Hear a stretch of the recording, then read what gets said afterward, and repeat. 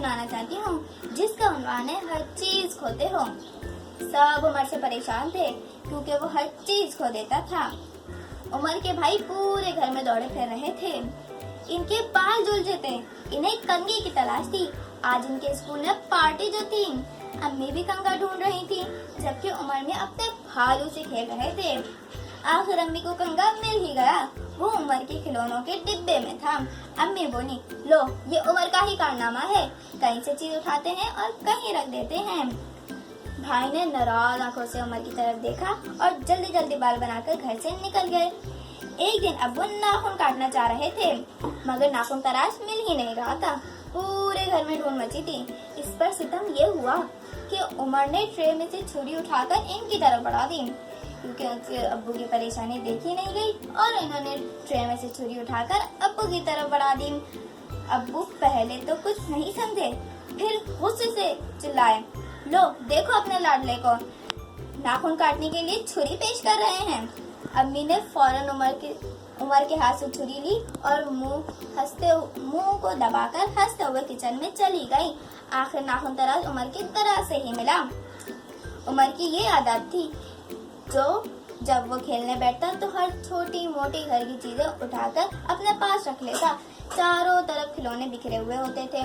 एक तरफ छुक छुक रेलगाड़ी अपनी पटरी पर चल रही होती तो दूसरी तरफ मोटरसाइकिल सवार जलती बुझती रोशनियों के साथ चक्कर लगा रहा होता। यूं चीजें गुम हो जाती। अम्मी इसे समझा समझा कर थक गई थी कि जो चीज लो उसे वापस अपनी जगह पर रख दो, मगर इसकी बात समझ में आ ही नहीं रही थी। इसकी खिलौनों में दिलचस्पी कम और दूसरी चीजों में बढ़ती जा रही थी। फिर यूं हुआ कि उमर मियाँ को स्कूल में दाखिल करवा दिया गया।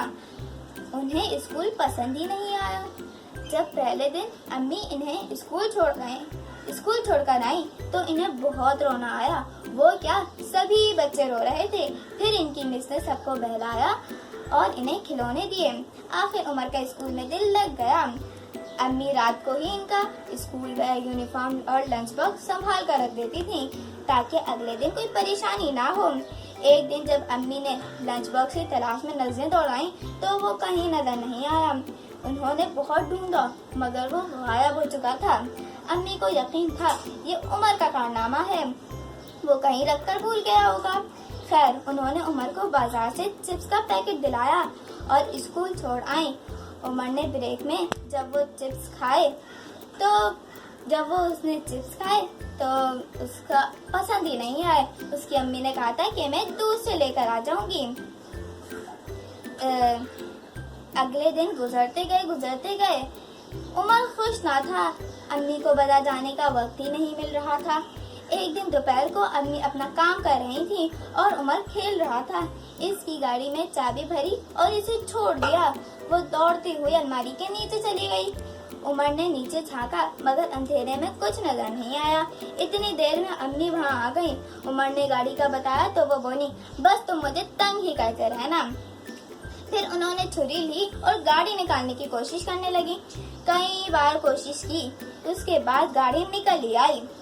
वो बोली, इसके नीचे और कुछ भी है। उन्होंने दोबारा छुरी डाली।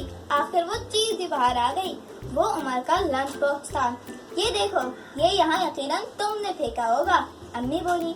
उमर शर्मिंदा हो गया क्योंकि उसे याद आ गया था। वो फौरन बोला, मगर मैंने आपकी ढूंढने में मदद तो की। हाँ, मगर तुम्हें कितनी तकलीफ उठानी पड़ी, इसलिए कहते हैं चीज को उसकी जगह पर रखना चाहिए, अम्मी बोली। उमर की समझ में बात आ गई थी। आखिर इसने आहिस्ता आहिस्ता अपनी आदत बदल ली।